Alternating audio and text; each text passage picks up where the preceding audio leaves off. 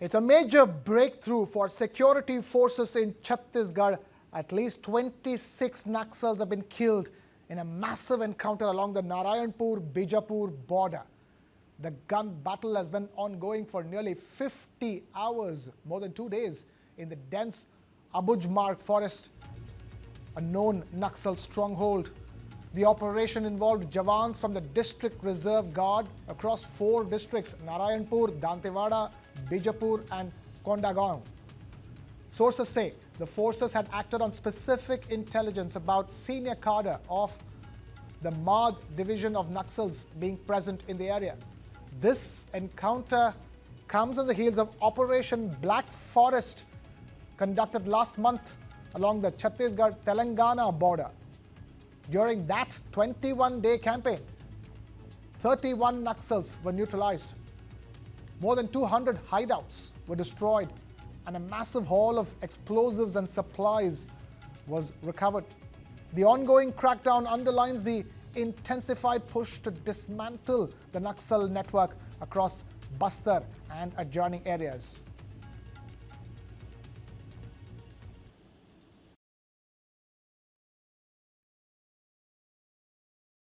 देखिए, जिस प्रकार से हमारी सरकार बनने के बाद लगातार बस्तर को नक्सल मुक्त बनाने का अभियान चल रहा है, हमारे सुरक्षा बल के जवान लगातार इस दिशा में ठोस और मजबूती से काम कर रहे हैं और नारायणपुर इलाके में मुठभेड़ की खबर आई है। 2 दर्जन से अधिक नक्सलियों के मारे जाने की खबर है। तो निश्चित रूप से हमारे सुरक्षा बल के जवान पूरी मुस्तैदी से मजबूती से काम कर रहे हैं ताकि मार्च 2026 तक बस्तर हमारा नक्सल मुक्त। That's the big story. But tracking at this hour, a major breakthrough for security forces in Chhattisgarh. 26 Naxals have been killed. That's the minimum number that's been put out so far. At least 26 Naxals have been killed in a massive encounter along the Narayanpur-Bijapur border. Bear in mind, this is the second encounter against Naxals after Operation Black Forest, which was conducted last month. We have my colleague Deepak Bhadana now joining us. Deepak Bhadana, you have the Home Minister always talking about the fact that the government is on the last stretch when it comes to completely exterminating Naxalism and Naxals. And after Operation Black Forest comes this. In Operation Black Forest, more than 31 Naxals were killed, and here at least 26 have been killed. So, as you've already noted, the Home Minister had declared that by 2026, India will wipe out the scourge of Naxalism that has, preyed on the people of this country for over 3 decades. You may recall that in 2006, then Prime Minister Dr. Manmohan Singh had noted that the Naxal threat was the greatest national security threat facing India. At that point, about 200 districts out of 639 districts in India were Naxal infested. Today, that's come down to barely a few districts, and even there, we are seeing instances upon instances of major successes on part of the security forces.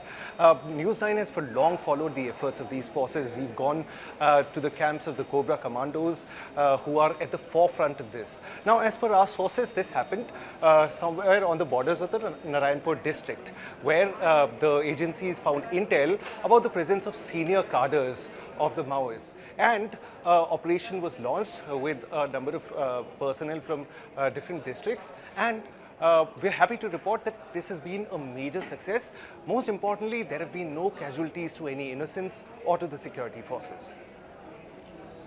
Right, and that has been a feature of these latest operations against the Naxals, isn't it? The planning and the execution seems to be so good that the casualties, as far as from the forces, are lesser and lesser. In fact, nil. Of course. See, we actually spoke to Brigadier B.K. Pawar, who has been the man behind the training of the Cobras and the Greyhounds. And he brought the efficiency of the Indian Army to the CRPF and the forces which are on the front lines against the Naxals.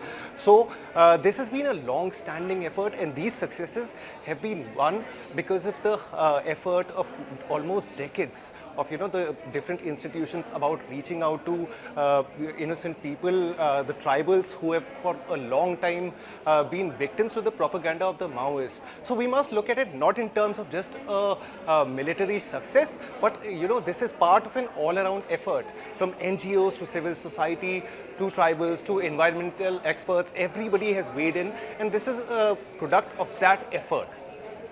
Is a product of that effort, and these efforts will eventually result in economic progress for the entire region, isn't it? Because of the presence of Naxals, basic construction of a road cannot be completed, leave alone other infrastructure that is needed in the region. This is essentially paving the way for the economic liberation of the region, isn't it?